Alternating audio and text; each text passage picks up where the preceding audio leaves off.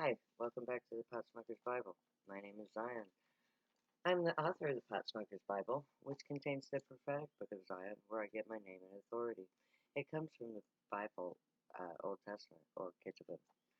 And today we're doing the 23rd part of the dissertation of the 27th chapter of the Pot Smoker's Bible and the 24th chapter of the book of Zion. So I'm going to start back where I left off.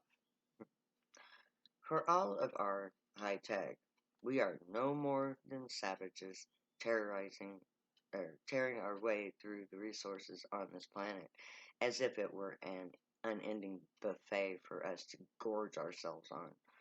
We create high tech toys which we stole from the gods, but we are still no more than primitive animals, devouring everything that we see. But we have only killed ourselves. We are cut off now. Our radio waves will no longer sing across our skies. Our chariots are burned in the fires. The universe is against those who think it's okay to rape, pillage, and plunder this world as if there were no consequences. But there is always consequences. And for us, that consequence is death. Death is a consequence for uncontrolled greed and for the use of force. For every action, there is an opposite and equal reaction. You can't rape the earth and expect her to love you in return. You can't fill the atmosphere with methane and then keep sending trails of fire through it. Eventually, it's going to catch fire. It's going to blow up in your face. Science proves it. Death by fire. A fire caused by greed and violence. It's the Jesus principle.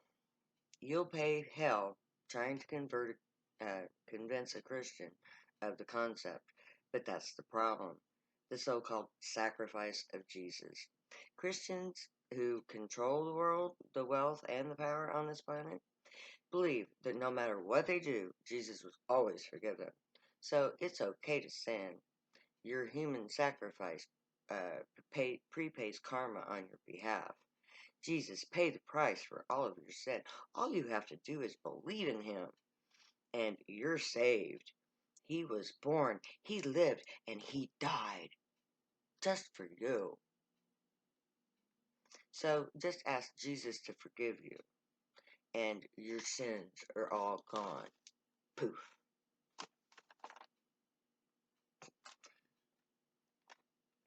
No one can erase karma except the soul that created it in the first place. It's a reaction to the consciousness of will. If you do harm, harm will return to you. If you live in sin, you die in sin.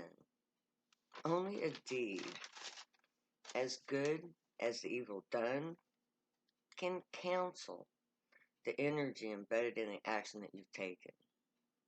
Karma is personal and bound by actions. That's why, poof, they're gone. Humanity is so busy inventing toys to play with that they don't look ahead to see what their new toys will do to their world. Their belief in their own divinity has led them down a path of destruction by ignoring consequences. They have set the stage for their own end. We are all opposed to the use of fossil fuels, gray and gray alike. Once my people are safe in Zion, the fight for fuel will begin. The Middle East supplies the oil. So Assyria, the Middle East, must shut down oil production. That is why God is against Assyria. Their high looks come from wealth based on oil. And only the foolish humans can't see that oil has already killed us. It must stop. All we can do now is mitigate the damage. We can buy time to build the Intermountain Arcs. The longer we have to prepare, the more lives we can save. The impact from space can't be put off, but the amount of fuel in the atmosphere at the ignition point will determine how long it will take for the air to clear. The sooner we stop polluting now, the less time will have to be interred in the mountain. So, the sooner the oil stops flowing, the sooner survivors can emerge to rebuild. Every atom of combustible pollutants matters. That is why each of us has an impact. Zero CO2 emissions. That is our goal. It's almost impossible now. But when the oil based economy ends, recovery begins. And that is why God is against oil. Amos 8:9, Zion 24:24. And it shall come to pass in that day, saith the Lord, that I will cause the sun to go down at noon, and I will darken this earth on a clear day. This is an impact point. When the object that hits us gets here, it will obscure the sun. And no matter where it hits, it'll be noon somewhere on Earth. The impact will darken the skies. The very atmosphere will fill with debris. The Earth will shake terribly. I dread this most of all. The point of impact will devastate the Earth. Isaiah 2:19, Zion 24:25. And they shall go into the holes of the rocks, and into the caves of the earth, for fear of the Lord, and for the glory of his majesty, when he shall arise to shake terribly the earth. My whole purpose, my truest purpose, is to prepare humanity for an upcoming impact event. Ancient cuneiform texts speak of an unknown planet that our solar system, in our solar system, with an elongated orbit. It only comes by every 10,000 years or so, and it's due to arrive very soon.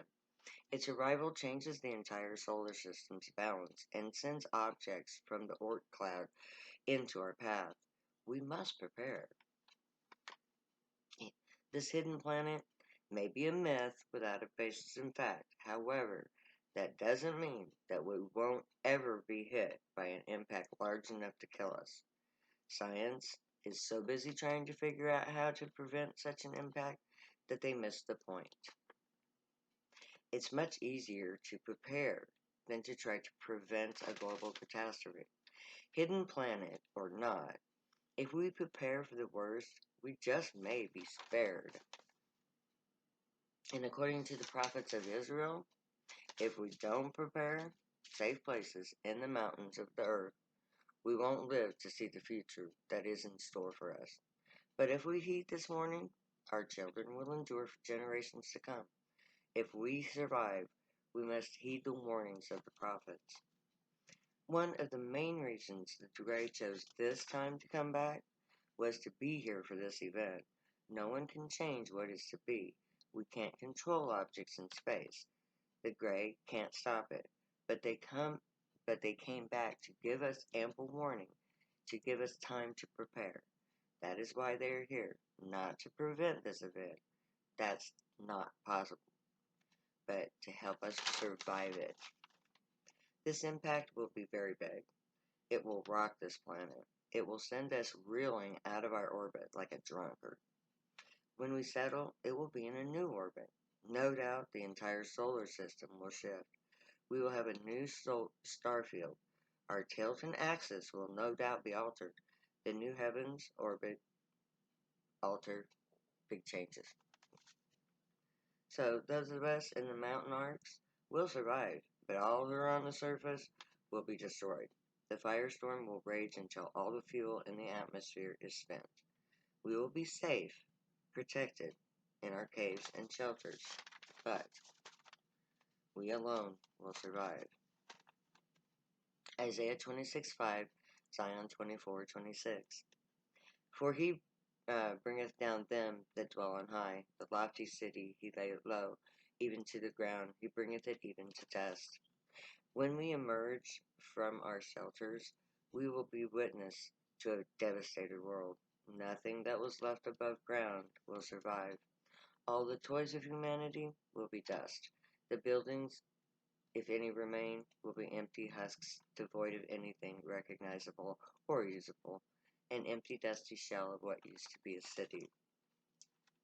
We will be just like those who survived the flood. We will have only what we provide in our arks. It will have we will have to rebuild from scratch, and we will also have the help of the Grey. We will have the knowledge and the means to create a new, better society, just like those who survived the flood. However, we will not lose our connection to God.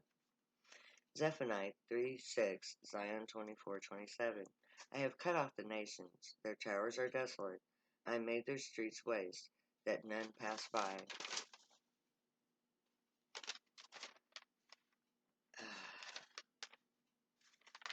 Their cities are destroyed, so that there is no man, that there is none inhabitants. Literally, no one above ground will survive, and all those that sought shelter underground, the underground level, will be entombed in ash. The streets will be emptied, the buildings destroyed, the land wasted.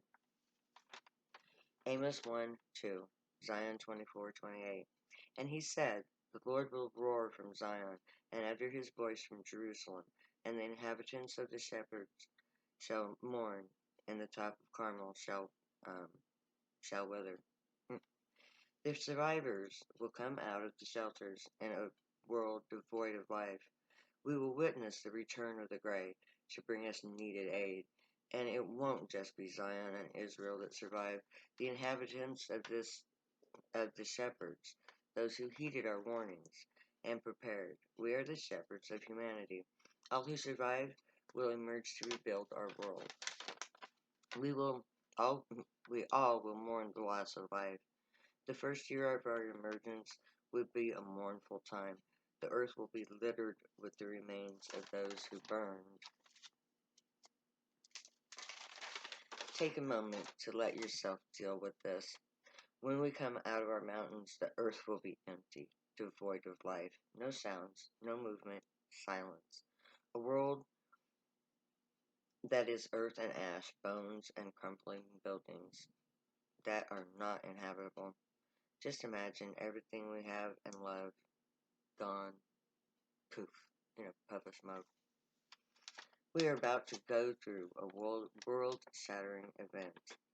When the impact occurs, not a single human being will without fear will be without fear.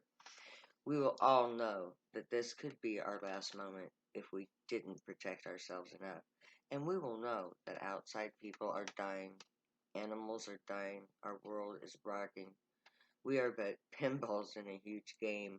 Ping this way, ping that way, ping, ping, ping. I call it the roller coaster ride from hell. Our shelter has to protect us from immense gravitational flux of the disrupted orbit. We are going to be hit with gravity fluctuations that will be frightening and dangerous if we can't create a stabilizing force to counteract it. It will be frightening, a hellish centrifuge ride that everyone must endure. So next time we are going to take up with Isaiah 9:18 and 19. Until then, may the Grey watch over you, guide you, protect you, and keep you from all harm. May they teach you right from wrong, and may you always be worthy of them. May your thoughts, words, and deeds reflect truth, good, and light, the unicorn way. Be the joy, my people. Stay happy and high. Know that I love you. There is something that we can do to end this terrible situation that we're in. Join me in Zion. Let's create something new. Let's create a world without violence. Let's create a world where the color of your skin has absolutely nothing to do with what you do in life and how you're perceived by society. That is childish. That is superficial. That is so Trump. So, see you later, because I'll never say goodbye.